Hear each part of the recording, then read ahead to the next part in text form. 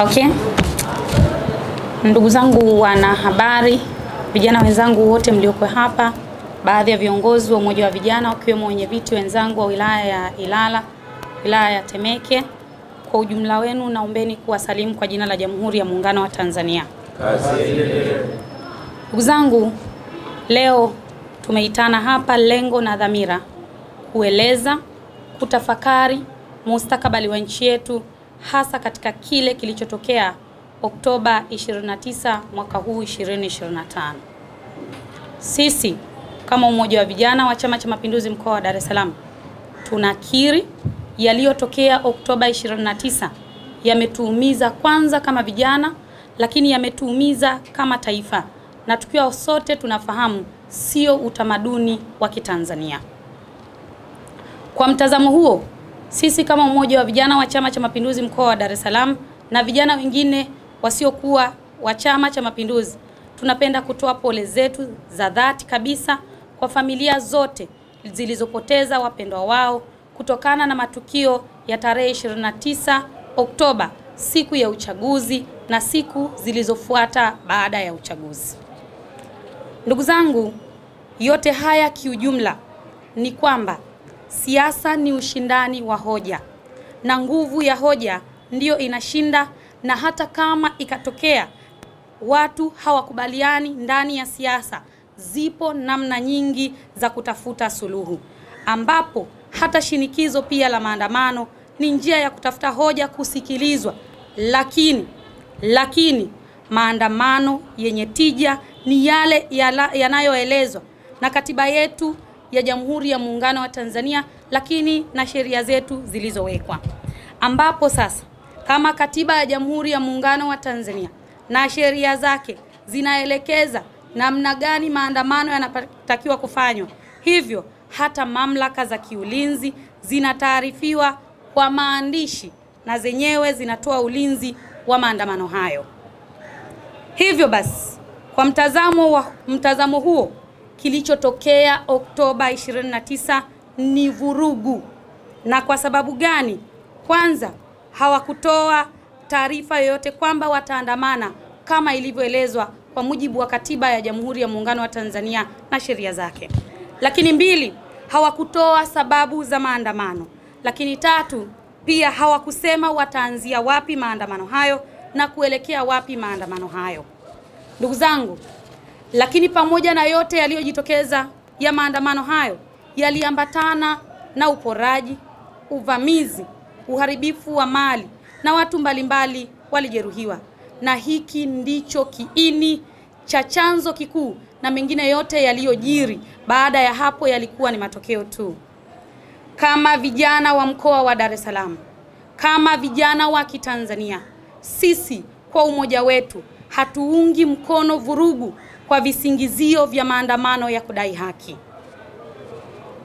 Ndugu zangu, baada hayo kutokea, na kwa sababu kwa sasa rais wetu Daktari Samia Suluhu Hassan amekwisha kuunda tume ya uchunguzi kwa yote yaliyojiri, jambo ambalo ni bora kwa sasa ni kusubiri ripoti kamili ya uchunguzi, kwa sababu yanayosemwa ni mengi, lakini tutafahamu zaidi kupitia ripoti ya uchunguzi.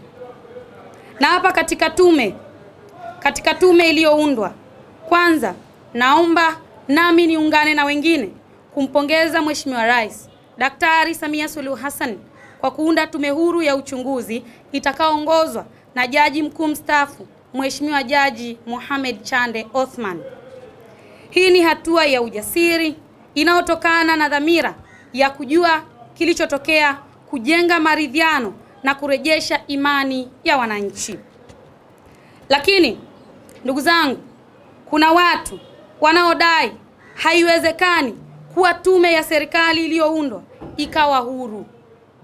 Lakini pia wengine wakaenda mbali zaidi, wameendelea kuibeza na kuikejeli tume iliyoundwa kwa ajili ya kuchunguza yaliyotokea Oktoba 29. Wengine walienda zaidi kusema eti haiwezekani kujichunguza. Ndugu zangu, niwaambie tu, walioteuliwa kuingia kwenye tume wengi ni wastaafu ambao hakuna yeyote ama hakuna cheo chochote wanachotafuta tena bali kinachofanyika katika tume hii ni kutumia maarifa yao, busara zao na uzoefu wao.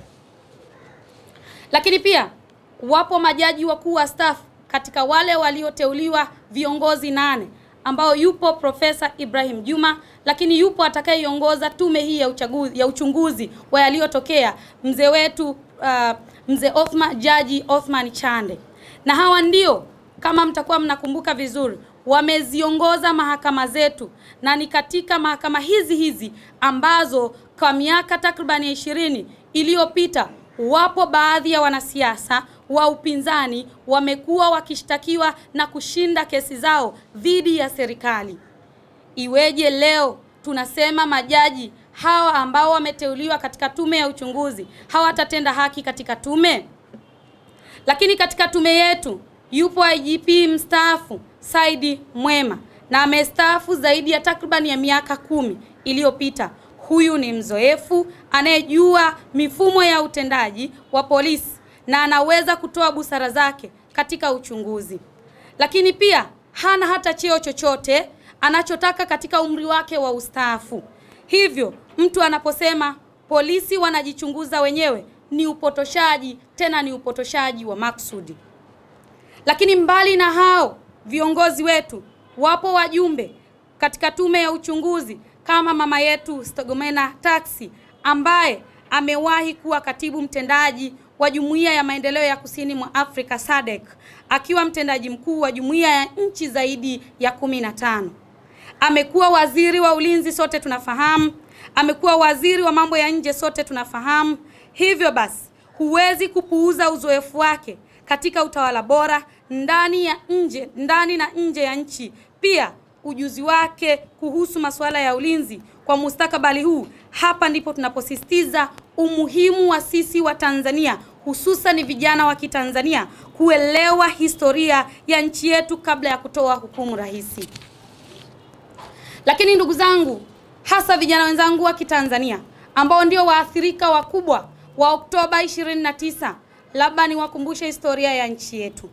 Tukirejea mwaka 1998, Rais Benjamin William Mkapa aliunda tume ya kukusanya maoni ya katiba maarufu kama tume ya Jaji Kisanga.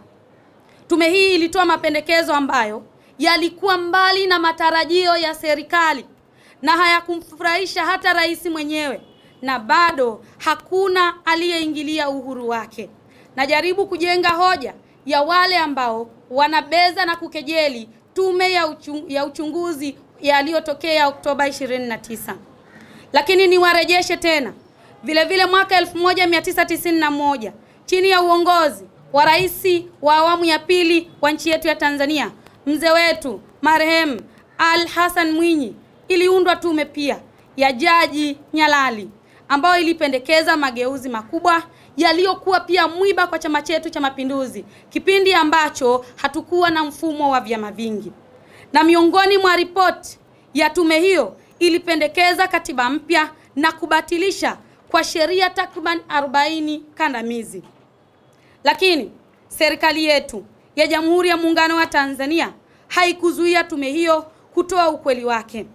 Kumekuwepo kwa uhuru wa tume mbalimbali ambazo hazikuingiliwa uhuru wake kipindi cha mzee wetu Rais Mkapa, Rais Kikwete, lakini Rais Magufuli.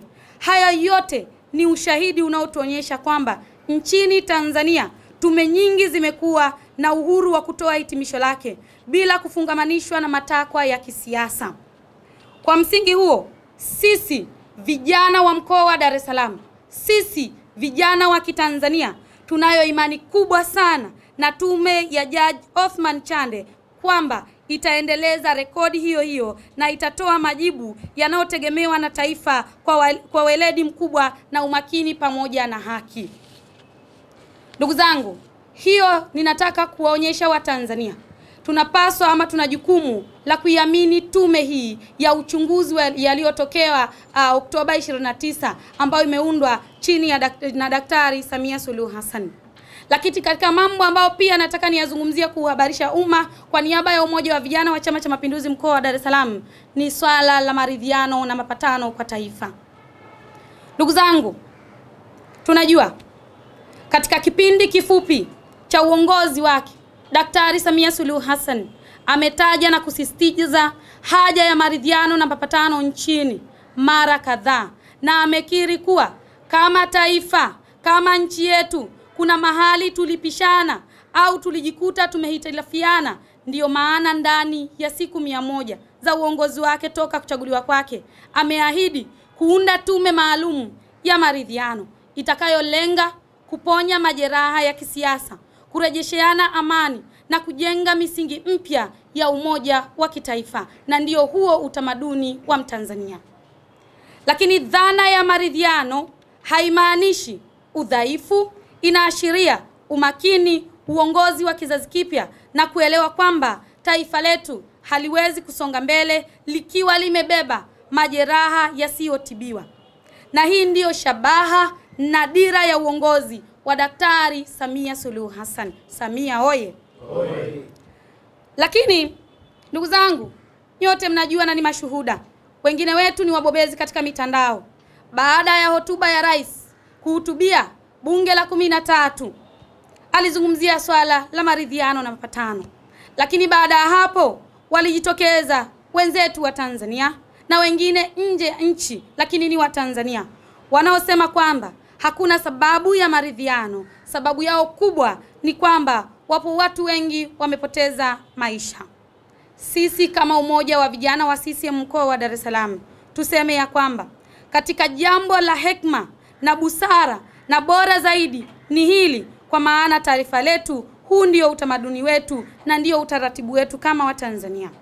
Na labda niwaambieni, duniani kote, licha ya matokeo ya changamoto mbalimbali ambazo zinajitokeza, suluhisho kubwa ni watu kukaa chini na kujadili. Hivyo basi, nikuombeeni wa Tanzania katika hili tuendelee kusisitizana swala la maridhiano na mapatano kama taifa, na hususan vijana, ikiwa taifa lote la kwetu ni la vijana.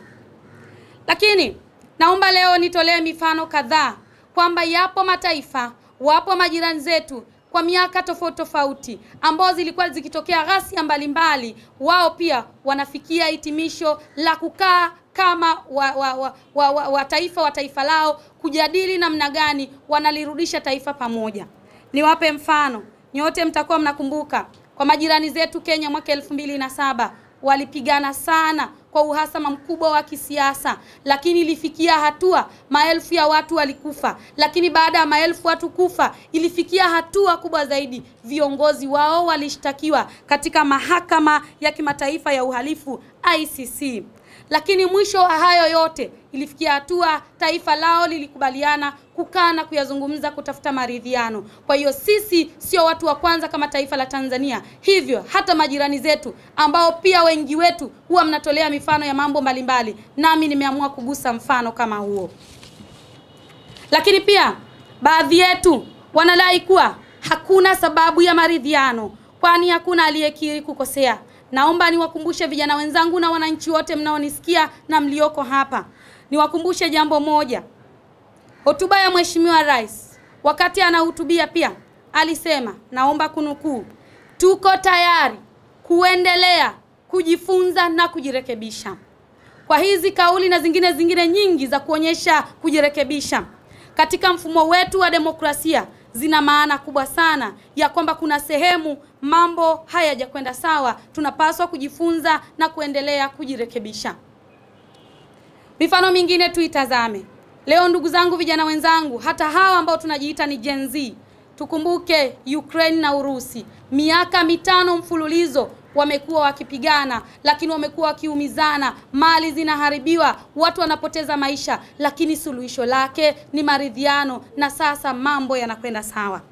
Lakini labda niwaulize vijana wangu wa Kitanzania, lakini vijana wa Dar es Salaam na nyie waandishi mlioko hapa, hivi kati ya sisi tuliokuwa tunasema Oktoba tunatiki na wale waliokuwa wanadai Oktoba tunatoka, je, kuna uhasama zaidi ya Palestina na Israel ambao tangu mwaka 1967 walikuwa wakipigana, lakini hivi karibuni na wao wameona kwamba suluhisho la mwisho ni kukaa kuhakikisha kwamba wanajadili namna gani wanaridhiana ili kusitisha vita. Hivyo narudi tena, Tanzania tunapaswa kulijenga hili, tunapaswa kulisema hili, hasa vijana wa Dar es Salaam na vijana wengine wa Kitanzania. Mambo haya sio kwa Tanzania tu. Lakini ndugu zangu, sisi wa Tanzania, naomba niwakumbushe tena vijana wenzangu, bado tunao utamaduni wetu wa kushirikiana katika mambo mbalimbali. Isifikie hatua eti msiba labda wa kiongozi wa serikali ama msiba wa mwana CCM iwe shangwe kwa wapinzani. Hatujafika huko. Ama itokee msiba wa mpinzani leo iwe shangwe kwa wana CCM. Tusifikie huko. Huo sio utamaduni, ama hizo sio taratibu za Kitanzania. Tumelelewa, tumejengwa, tumerithi amani, tumerithi upendo, umoja na mshikamano kutoka kwa waasisi wetu. Vijana wenzangu, lazima turudi katika historia inayojenga taifa letu. Lakini ndugu zangu, yapo madai mengine natamani leo nigusie na kuyafafanua vizuri, ya kumwondoa rais madarakani kwa maandamano. Lipo kundi limezuka tena ambalo hilo lilizuka kuanzisha maandamano Oktoba 29. Baada ya kugundua uongo wao umejulikana, leo wamekuja na uongo uliokithiri wa Disemba 9 ya maandamano, huku wakiwalaghai vijana kwamba maandamano yao yatamuondoa rais. Naomba niseme katika hili kwa msisitizo. Katika hizi siku za karibuni kumeibuka madai ya ajabu kwamba eti rais anaweza kuondolewa madarakani kupitia maandamano. Hiki ni kiwango cha mawazo ambayo kwa staha kabisa tunaweza kusema kinakosa uzito wa kisomi. Ni kama mtu anajenga hoja kwa hisia badala ya kusoma sheria. Naomba tukumbushane katika katiba hii ambayo tunatumia, katiba ya Jamhuri ya Muungano wa Tanzania, katika ibara ya 46A imeweka utaratibu mahususi wa kikatiba na wa kisheria kuhusu kumwondoa rais madarakani. Utaratibu huu unahusisha swala la bunge, lakini unahusisha uchunguzi wa kina wa tume maalum na ushahidi wa kina. Kinyume na hapo huo ni uhaini. Bahati mbaya sana, baadhi ya vijana wetu wa Dar es Salaam na maeneo mengine kwa kutokujua wamekuwa sehemu ya kufuata ulaghai huo wa baadhi ya watu ambao kwa dhahiri wananufaika na udalali huo. Wengi wao pia wako ndani ya nchi yetu, lakini wao wengine wako nje ya nchi yetu. Lakini naomba pia leo nifafanue mambo ambayo imekuwa pia ni propaganda ya swala la maandamano, ambao sisi kwa tafsiri ya mwanzo niliweza kuzungumza ni vurugu ambazo zinaendelea kuvunja amani ya taifa letu, madai ya katiba mpya. Kwanza hapa sisi kama umoja wa Chama cha Mapinduzi mkoa wa Dar es Salaam tunampongeza sana Mheshimiwa Rais Daktari Samia Suluhu Hassan kwa kuona kuwa hoja ya kuwa na mchakato wa katiba mpya, na ndiyo yalikuwa moja ya madai yaliyodumu kwa miaka mingi kutoka kwa wapinzani na wadau mbalimbali, na ni uwepo wa katiba hii mpya. Hapa tunapenda kusisitiza kwamba Mheshimiwa Rais Daktari Samia Suluhu Hassan katika siku 100 za kwanza ataanzisha mchakato wa kupata katiba mpya, na hili jambo ni jambo lenye uzito wa kitaifa na linahitaji muda, linahitaji utulivu, pia linahitaji ushirikishwaji wa watu mbalimbali ama ushirikishwaji mpana. Hivyo kama Watanzania, hususan vijana ambao taifa letu linatutazama kwa leo na kesho, hivyo ni hekima kumpa rais nafasi afanye kazi hii kikamilifu na sio kwa shinikizo la muda mfupi. Samia oye! Lakini ndugu zangu wa Tanzania, haya yote mnayoyaona, vijana wenzangu wa Kitanzania, vijana wenzangu wa mkoa wa Dar es Salaam, naombeni niwape siri moja nzito, ni vita ya kiuchumi. Sote tunafahamu Tanzania inaendelea kuwa kitovu cha ukuaji wa uchumi Afrika Mashariki, na baadhi ya matukio na vurugu na kampeni za kupotosha zinaashiria vita isiyo rasmi ya kiuchumi dhidi ya taifa letu Tanzania. Katika sekta ya utalii, Tanzania imeongoza kwa mapato vivutio mbalimbali vya uwekezaji Afrika ya Mashariki. Hili limeleta ushindani mkali na si ajabu kuona jitihada mbalimbali zikizoofisha taswira yetu ya kimataifa. Lakini aidha, Tanzania inazidi kung'ara katika maeneo mengine muhimu. Miradi ya umeme ni miongoni mwa miradi mikubwa zaidi ya Afrika ya Mashariki, na uzalishaji wa saruji na mambo mbalimbali, ambapo sasa hata ukizungumzia uzalishaji wa saruji katika taifa letu umefikia kiwango cha juu cha tani milioni 10.9 kwa mwaka huu, tukiongoza Afrika ya Mashariki. Nani kama Daktari Samia Suluhu Hassan? Lakini tuizungumzie bandari ya kisasa ya uvuvi ya Kilwa iliyojengwa kwa takriban shilingi bilioni 279.5. Imefanya Tanzania kuwa na hadhi kubwa, kuwa nchi ya kwanza Afrika Mashariki kumiliki bandari ya uvuvi ya kisasa pia yenye kina kirefu. Daktari Samia Suluhu Hassan oye! Na tunaposema kuwa nchi yetu ipo kwenye vita ya kiuchumi dhidi ya majirani zetu, wanaoona kuwa kasi ya maendeleo yetu ya kiuchumi inawaogopesha. Ndiyo maana utagundua zipo propaganda mbalimbali, tena ni nyingi, dhidi ya taifa letu, zinafanywa kutokea hata kwa majirani zetu, wakijua kuwa wakivuruga amani ama utulivu wa nchi yetu, utulivu wa uchumi wetu utashuka na kutakuwa na kudorora kiuchumi. Hiki ni kipindi, ndugu zangu wa Tanzania, vijana wenzangu, ambacho taifa linapaswa kushikamana, kuwa wamoja, kuwa kitu kimoja kuliko wakati mwingine wowote.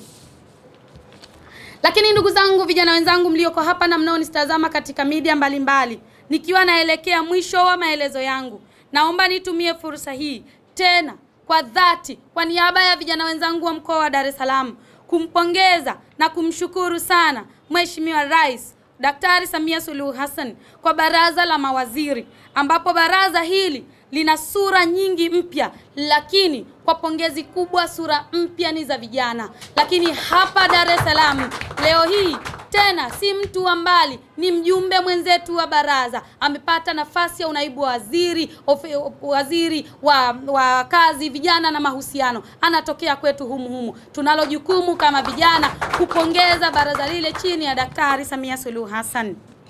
Na hii ni dhahiri kwamba Mheshimiwa Rais anaendelea kuamini vijana, kwa sababu hili taifa la vijana, hivyo lazima washirikishwe ipasavyo kuhusu hatma yao ya leo na ya kesho.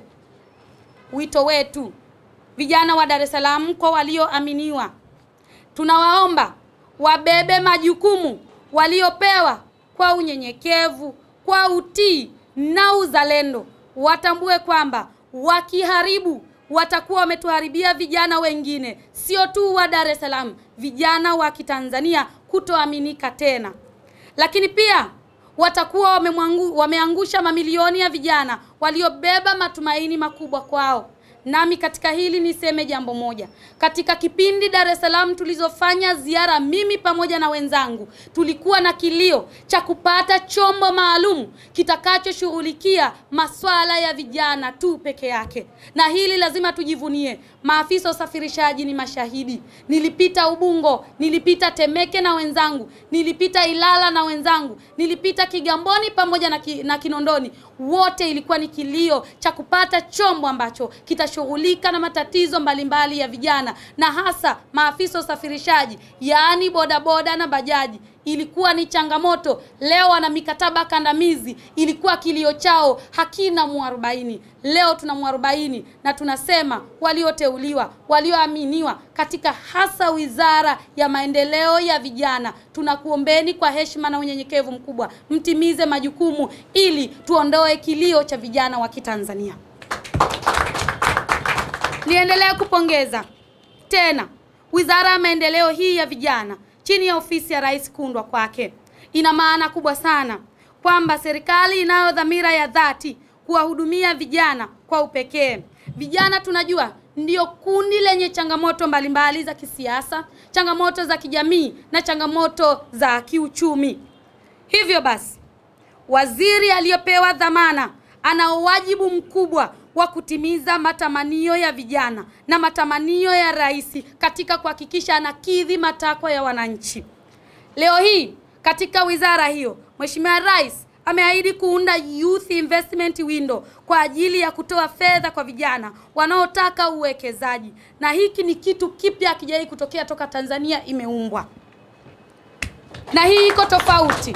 Hii Youth Investment Window iko tofauti na ile mikopo ya halmashauri ya 10% ambao vijana tulikuwa tunatengewa 4%, wanawake 4% na kundi lenye ulemavu 2%. Kwa hichi kitu kipya kinaenda kuwa 40 kwa wale vijana wawekezaji ambao ilikuwa wanashindwa kukidhi vigezo katika mikopo ya 10%. Kwa maana hii utakuwa hata mtu mmoja una uwezo wa kupata ile fedha inayotokana na Youth Investment Window. Ndugu zangu, vijana wenzangu, wanasema Waswahili ya kwamba ukitaka lifti sogea karibu na barabara.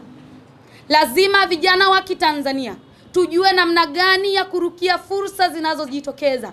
Na hapa nitatoa wito kwa viongozi wengine wa ngazi za chini, maafisa maendeleo. Wao ni kiunganishi kati ya wananchi pia na chama chetu cha Mapinduzi. Lakini wapo viongozi wa makata wa jumuiya, wilaya pamoja na matawi. Ni jukumu letu kwa umoja wetu kuhakikisha tunakuwa ni wafuatiliaji wa fursa mbalimbali za vijana, kutoa elimu, na viongozi wetu wa serikali walijue hili. Wawe na utaratibu wa kutoa taarifa za fursa ili sisi kama chama, kama umoja wa vijana wa CCM tujue namna gani pia tunatoa taarifa kwa wenzetu vijana wa makundi mbalimbali.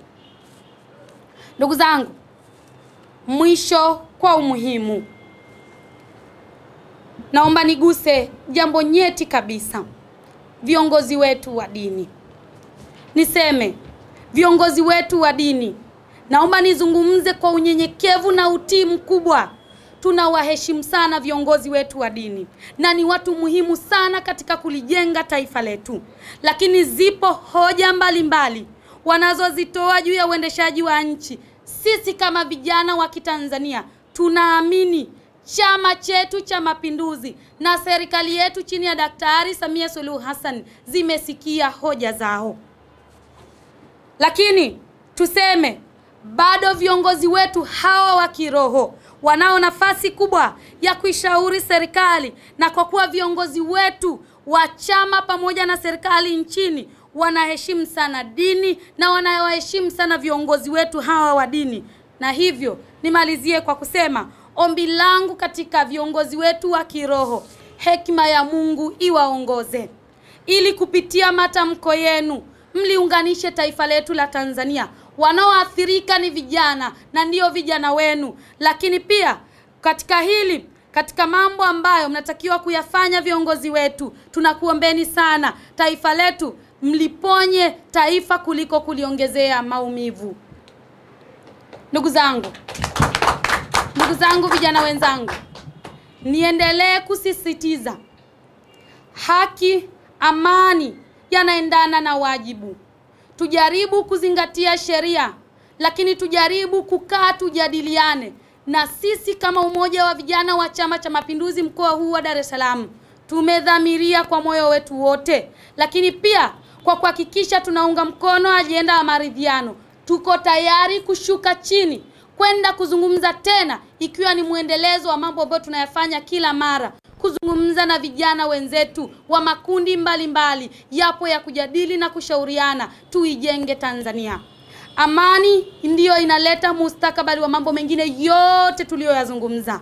Katiba mpya inaletwa na amani. Maridhiano yetu lazima tukae ikiwa taifa lina amani. Nikuombeni vijana wenzangu, hata wale wanaowadanganya kwamba tarehe 9 kutakuwa na maandamano, turudini kwa hichi kilichotokea Oktoba 29. Wengi tumeumizwa, wengi tumeumia. Binafsi na wenzangu tuliokuwa site tumeona hali ilivyokuwa. Watanzania kukaa lockdown siku 5 mfululizo bila kufanya biashara, watu walilala na njaa. Tulihurumie taifa letu, lakini turuhusu maridhiano na mapatano, tuijenge Tanzania mpya, tuijenge Dar es Salaam mpya. Kwa hayo machache niseme Mungu ibariki Afrika, Mungu ibariki Tanzania, ambariki Daktari Samia Suluhu Hassan, atubarikini na sisi vijana, atuongoe tuelekee katika yale ambayo tunaamini ni utamaduni wa Kitanzania. Na washukuruni sana na asanteni kwa kunisikiliza.